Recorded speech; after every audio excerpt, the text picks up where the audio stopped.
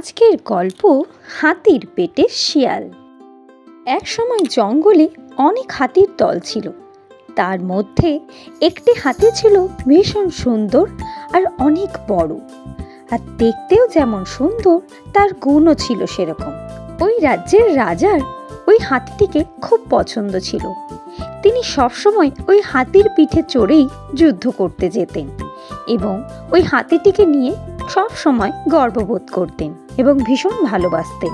একদিন ওই হাতিটি অসুস্থ হলো এবং মারা গেল। সেই খবর এসে পৌঁছালো রাজার কানে। রাজা তখন তার সেনাদের এবং প্রজাদের অনুরোধ করলো ওই হাতিটিকে জঙ্গলে ফেলে আসার জন্য। রাজার কথা মতো তারা ওই হাতিটিকে জঙ্গলে ফেলে এলো এবং সেখানে অনেক দিন ধরে একটি শিয়াল অভুক্ত হয়েছিল এবং খাবারের খোঁজ এদিক ওদিক করছিল। হঠাৎ সে ওই হাতি থেকে পড়ে থাকতে দেখে। সে হাতির কাছে গিয়ে দেখে হাতিটি মরা। সে তার খিদে মেটানোর জন্য হাতিটিকে খেতে শুরু করে।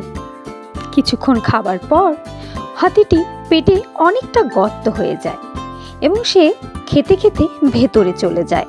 সে খাওয়ার জন্য ক্লান্ত হয়ে পড়ে এবং তার পেটের মধ্যেই ঘুমিয়ে পড়ে।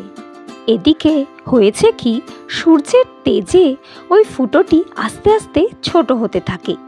পরের দিন ঘুম থেকে উঠে শিয়াল যখন বেরোনোর চেষ্টা করে, কিছুতেই সেখান থেকে বেরোতে পারে না এবং তার মাথায় বুদ্ধি খাটাতে থাকে যে কিভাবে এখান থেকে বেরোনো যায়।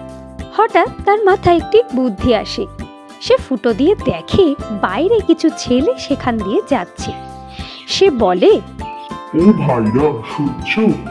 তোমরা রাজামশাইকে গিয়ে একটু খবর দিতে পারবে যে আমার পেটে 1 কেজি ঘি মাখালে আমি আবার দাঁড়াতে পারবো। এই কথা শুনে তারা মনে করে হাতি বোধহয় কথাটা বলছে। তারা তৎক্ষণাৎ রাজার কাছে যায় এবং কথাটি রাজার কাছে পারে। সেই কথা শুনে রাজা তখনই সব সৈন্যদের পাঠায় সেখানে 1 কেজি ঘি নিয়ে। সেখানে চলতে থাকে ঘি মাখানো। হাতিকে ঘি মাখাতে থাকে সবাই মিলে। এইদিকে শিয়াল ভেতর থেকে সবটাই লক্ষ্য করছিল। আস্তে আস্তে যখন ঘি মাখানো হয়ে যায় এবং হাতির পেটে ঘি লাগার দরুন আবার ওই ফুটোটি বড় হয়ে যায়, তখন সে বলে, আচ্ছা, এবার আমি উঠবো। তোমরা সবাই একটু সরে দাঁড়াও দেখি। এই কথা শুনে সেখানে প্রত্যেকটা লোক সরে দাঁড়ায়। তারা বোধহয় ভাবে যে এই বুঝি হাতি উঠে দাঁড়ালো। কিন্তু হাতি তো উঠল না। হাতির পেট ফাঁক করে সেখান থেকে শিয়াল বেরিয়ে এলো। তারা সবাই অবাক হয়ে দেখতে থাকলো এবং শিয়াল সেখান থেকে চলে গেল। ভিডিওটি যদি আপনাদের ভালো লেগে থাকে তাহলে প্লিজ চ্যানেলটিকে সাবস্ক্রাইব করুন এবং লাইক, কমেন্ট, শেয়ার করতে ভুলবেন না। টাটা।